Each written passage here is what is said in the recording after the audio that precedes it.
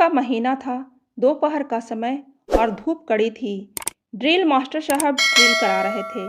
Master साहब ने लड़कों को एक लाइन में खड़े होकर डबल मार्च करने का ऑर्डर दिया। लड़कों की लाइन ने मैदान का एक चक्कर पूरा कर दूसरा आरंभ किया था कि अनंतराम गिर पड़ा। मास्टर साहब ने पुकारा, हॉल्ट! लड़के लाइन से बिखर गए। मास्टर साहब और दो लड़कों ने मिलकर अनंत को उठाया और बरामदे में ले गए। मास्टर साहब ने एक लड़की को दौड़कर पानी लाने का हुक्म दिया। 2-3 लड़के स्कूल की कॉपियां लेकर अनंत को हवा करने लगे। उसे होश आते आते हेडमास्टर साहब भी आ गए। अनंतराम के सिर पर हाथ फेरकर पुचकार कर उन्होंने उसे तसल्ली दी। स्कूल का चपरासी एक तांगा ले आया। 2 लड़कों के साथ ड्रिल मास्टर अनंतराम को उसके घर पहुंचाने गए। स्कूल भर में अनंतराम के बेहोश हो जाने की खबर फैल गई। स्कूल में सब उसे जान गए। लड़कों के धूप में दौड़ते समय गुरुदास लाइन में अनंतराम से 2 लड़कों के बाद था। यह घटना और कांड हो जाने के बाद वह सोचता रहा, अगर अनंतराम की जगह वही बेहोश होकर गिर पड़ता, वैसे ही उसे चोट आ जाती तो कितना अच्छा होता। आह भरकर उसने सोचा, सब लोग उसे जान जाते और उसकी खातिर होती। श्रेणी में भी गुरुदास की कुछ ऐसी ही हालत थी। गणित के मास्टर साहब सवाल लिखकर बेंचों के बीच घूमते हुए नज़र डालते रहते कि कोई लड़का नकल या कोई दूसरी बेजा हरकत तो नहीं कर रहा। लड़कों के मन में यह होड़ चल रही होती कि सबसे पहले सवाल पूरा करके कौन खड़ा हो जाता। गुरुदास बड़े यत्न से अपना मस्तिष्क कॉपी में गड़ा देता। उंगलियों पर गुना और योग करके उत्तर तक पहुंच ही रहा होता कि बनवारी सवाल पूरा करके खड़ा हो जाता। गुरुदास का उत्साह भंग हो जाता और 2-3 पल की देर यूं भी हो जाती। कभी कभी सबसे पहले सवाल कर सकने की उलझन के कारण कहीं भूल भी हो जाती। मास्टर साहब शाबाशी देते तो बनवारी और खन्ना को और डांटते तो खलीक और महेश का ही नाम लेकर।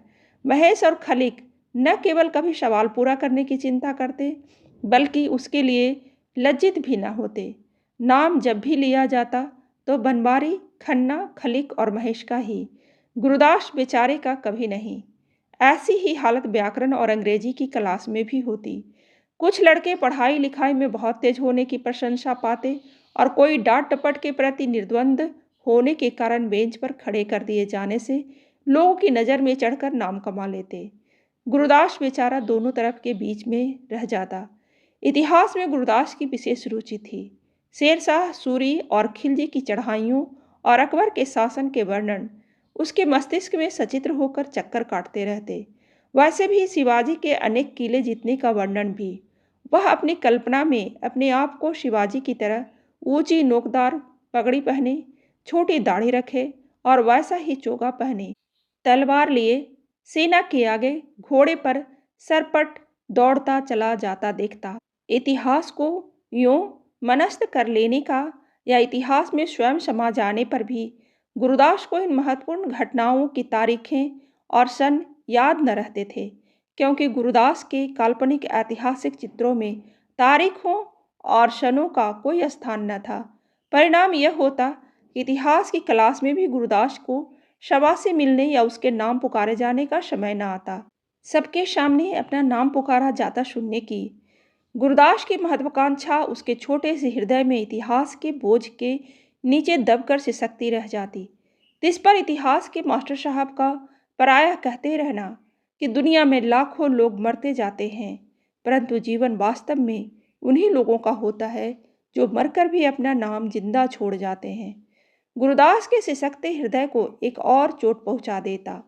गुरुदास अपने माता पिता के संतानों में 3 बहनों का अकेला भाई था। उसकी माँ उसे राजा बेटा कहकर पुकारती थी। स्वयं पिता रेलवे के दफ्तर में साधारण क्लर्की करते थे। कभी कह देते कि उनका पुत्र ही उनका और अपना नाम कर जाएगा। ख्याति और नाम की कमाई के लिए इस प्रकार निरंतर दी जाती रहने वाली उत्तेजनाओं के बावजूद गुरुदास श्रेणी और समाज में अपने आप को किसी अनाज की बोरी के करोड़ों दानों में से एक साधारण दाने से अधिक अनुभव न कर पाता था। ऐसा दाना कि बोरी को उठाते समय वह गिर जाए तो कोई ध्यान नहीं देता। ऐसे समय उसकी नित्य कुचली जाती महत्वाकांक्षा चीख उठती कि बोरी के छेद से सड़क पर गिर जाने की घटना ही ऐसी क्यों न हो जाए कि दुनिया जान ले कि वह वास्तव में कितना बड़ा आदमी है। उसका नाम मोटे अक्षरों में अखबारों में छप जाए। गुरुदास कल्पना करने लगता कि वह मर गया है, परंतु अखबारों में मोटे अक्षरों में छपे अपने नाम को देखकर मृत्यु के प्रति विद्रूप से मुस्कुरा रहा है। मृत्यु उसे समाप्त न कर सकी। आयु बढ़ने के साथ साथ गुरुदास की नाम कमाने की महत्वाकांक्षा उग्र होती जा रही थी, परंतु उस स्वप्न की पूर्ति की आशा उतनी ही दूर भागती जान पड़ रही थी। बहुत बड़ी बड़ी कल्पनाओं के बावजूद वह अपने पिता पर कृपा दृष्टि रखने वाले एक बड़े साहब की कृपा से दफ्तर में केवल क्लर्क ही बन पाया। जिन दिनों गुरुदास अपने मन को समझाकर यह संतोष दे रहा था कि उसके मोहल्ले के 1000 से अधिक लोगों में से किसी का भी तो नाम कभी अखबार में नहीं छपा, तभी उसके मोहल्ले के एक निसंतान लाला ने अपनी आयु भर की संचित गुप्त धन प्रकट करके अपने नाम से एक स्कूल स्थापित करने की घोषणा कर दी। लाला जी का अखबार में केवल नाम ही प्रशंसा सहित नहीं छपा, उनका चित्र भी छपा। गुरुदास आह भर कर रह गया। साथ ही अखबार में नाम छपवा कर नाम कमाने की आशा बुझती हुई चिंगारियों पर राख की एक तह और पड़ गई। गुरुदास ने मन को समझाया, इतना धन और यश तो केवल पूर्व जन्म के कर्मों के फल से ही पाया जा सकता है। इस जन्म में तो ऐसे अवसर और साधन की कोई आशा उस जैसों के लिए हो ही नहीं सकती। उस साल बसंत के आरंभ में शहर में प्लेग फुट निकला था। दुर्भाग्य से गुरुदास के गरीब मोहल्ले में गलियां कच्ची और तंग होने के कारण बीमारी का पहला शिकार उसी मोहल्ले में दुलारे नाम का व्यक्ति हुआ। मोहल्ले की गली के मुहाने पर रहमान साहब का मकान था। रहमान साहब ने आत्मरक्षा और मोहल्ले की रक्षा के विचार से छूत की बीमारी के अस्पताल को फोन करके एम्बुलेंस गाड़ी मंगवा दी। बहुत लोग इकट्ठे हो गए। दुलारे को स्ट्रेचर पर उठाकर मोटर पर रखा गया और अस्पताल पहुंचा दिया गया। म्यूनिसिपैलिटी ने उसके घर की बहुत जोर से सफाई की। मोहल्ले के हर घर में दुलारे की चर्चा होती रही। गुरुदास संध्या समय थका मांदा और झुंझलाया हुआ दफ्तर से लौट रहा था। भीड़ में से अखबार वालों ने पुकारा, आज शाम की ताज़ा खबर, नाहर मोहल्ले में प्लेग फुट निकला। आज की खबर पढ़िए। अखबार में अपने मोहल्ले का नाम छपने की बात से गुरुदास शिहर उठा। उसके मस्तिष्क में चमक गया, ओह, दुलारे की खबर छपी होगी। अखबार प्रायः वह नहीं खरीदता था, परंतु अपने मोहल्ले की खबर छपी होने के कारण उसने 4 पैसे खर्च कर अखबार ले लिया। सचमुच दुलारे की खबर पहले पृष्ठ पर ही थी। लिखा था, बीमारी की रोकथाम के लिए सावधान, और फिर दुलारे का नाम और उसकी खबर ही नहीं, स्ट्रेचर पर लेटे हुए घबराहट में मुंह खोले हुए दुलारे की तस्वीर भी थी। गुरुदास ने पढ़ा कि बीमारी का इलाज देर से आरंभ होने के कारण दुलारे की अवस्था चिंताजनक है। पढ़कर दुख हुआ। फिर ख्याल आया, इस आदमी का नाम अखबार में छप जाने की क्या आशा थी, पर छप ही गया। अपना अपना भाग्य है। एक गहरी सांस लेकर गुरुदास ने सोचा। दुलारे की अवस्था चिंताजनक होने की बात से दुख भी हुआ। फिर ख्याल आया, देखो मरते मरते नाम कर ही गया। मरते तो सभी हैं, पर यह बीमारी की मौत फिर भी अच्छी। ख्याल आया, कहीं बीमारी मुझे भी ना हो जाए। भय तो लगा, पर यह भी ख्याल आया कि नाम तो जिसका छपना था छप गया, अब सबका नाम थोड़ी ही छप सकता है। खैर, दुलारे अगर न बच पाया तो अखबार में नाम छप जाने का फायदा उसे क्या हुआ। मज़ा तो तब है कि बेचारे बच जाए और अपनी तस्वीर वाले अखबार को अपनी कोठरी में लटका दे। गुरुदास को होश आया तो उसने सुना, इधर से संभालो, ऊपर से उठाओ। कुल्हे में बहुत जोर से दर्द हो रहा था। वह स्वयं उठ ना पा रहा था। लोग उसे उठा रहे थे। हाय हाय माँ, उसकी चीखें निकली जा रही थी। लोगों ने उठाकर उसे एक मोटर में डाल दिया। अस्पताल पहुंचकर उसे समझ में आया कि वह बाजार में एक मोटर के धक्के से गिर पड़ा था। मोटर के मालिक एक शरीफ वकील साहब थे।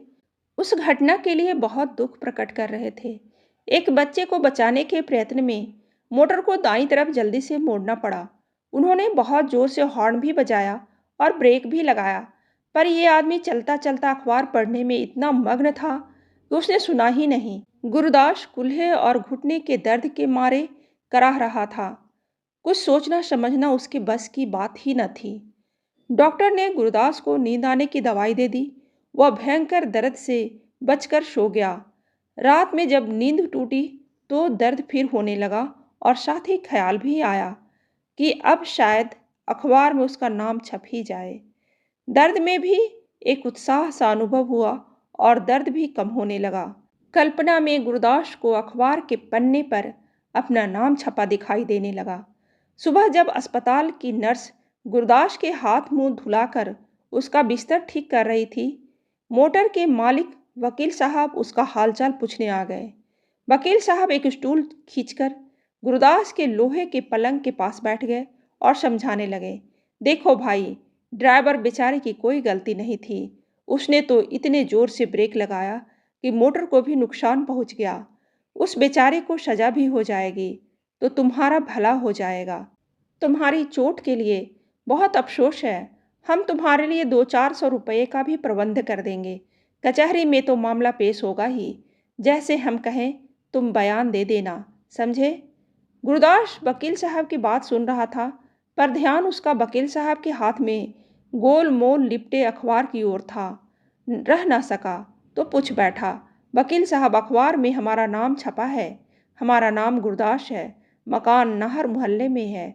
वकील साहब की सहानुभूति में झुकी आंखें सहसा पूरी खुल गई। अखबार में नाम? उन्होंने पूछा, चाहते हो छपवा दें? हाँ साहब, अखबार में तो जरूर छपना चाहिए, आग्रह और विनय से गुरदास बोला। अच्छा, एक कागज पर नाम पता लिख दो। वकील साहब ने कलम और कागज गुरदास की ओर बढ़ाते हुए कहा, अभी नहीं छपा तो कचहरी में मामला पेश होने के दिन छप जाएगा। ऐसी बात है। गुरदास को लंगड़ाते हुए ही कचहरी जाना पड़ा। वकील साहब की टेढ़ी जिरह का उत्तर देना सहज न था। आरंभ में ही उन्होंने पूछा, तुम अखबार में नाम छपवाना चाहते थे? जी हाँ, गुरदास को स्वीकार करना पड़ा। तुम्हें उम्मीद थी कि मोटर के नीचे दब जाने वाले आदमी का नाम अखबार में छप जाएगा? वकील साहब ने फिर प्रश्न किया। जी हाँ, गुरदास कुछ झिझका पर उसने स्वीकार कर लिया। अगले दिन अखबार में छपा, मोटर दुर्घटना में आहत गुरदास को अदालत ने हर्जाना देने से इनकार कर दिया। आहत के बयान से साबित हुआ कि अखबार में नाम छपवाने के लिए ही वह जानबूझकर मोटर के सामने आ गया था। गुरदास ने अखबार से अपना मुंह ढांप लिया। किसी को अपना मुंह कैसे दिखाता? कहानी अच्छी लगे तो लाइक जरूर करें और ऐसी ही कहानी सुनने के लिए सब्सक्राइब बटन दबाइए।